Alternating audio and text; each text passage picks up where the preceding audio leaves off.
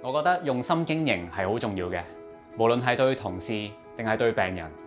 只要係真心為佢哋好，佢哋一定會感受到。簡單嚟講，弘嘅意思係弘揚嘅心。我希望可以將正確嘅治療理念弘揚出去。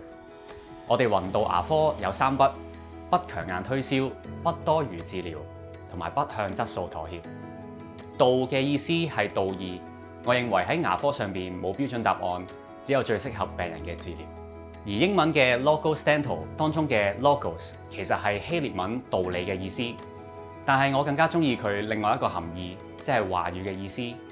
因為喺牙科入邊，除咗落手做、同病人溝通、了解佢哋嘅諗法同埋傳達我哋嘅專業意見，都係好重要嘅。弘道牙科以合理嘅價錢提供全面嘅牙科服務，基本嘅洗牙、補牙、剝牙，進階嘅剝智慧齒、箍牙、種牙服務等等都會有包括。我哋弘道牙科嘅醫生各自都有唔同嘅專長同愛好，各司其職。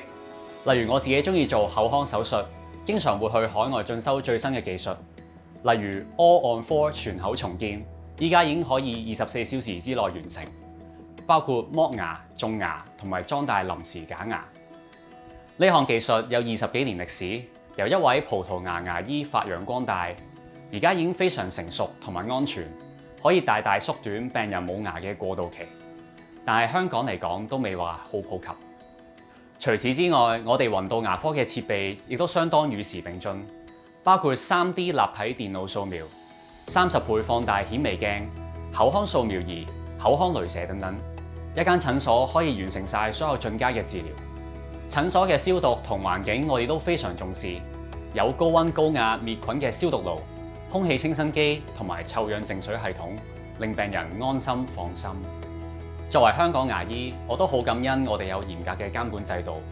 醫生會專業完成所有療程，病人就算發生任何問題都唔會投訴無門。弘道牙科扎根紅磡何文田區，希望服務好本區嘅居民，都好感恩病人嘅口耳相傳，有唔少外區嘅居民都唔介意山長水遠搭車過嚟我哋診所求診。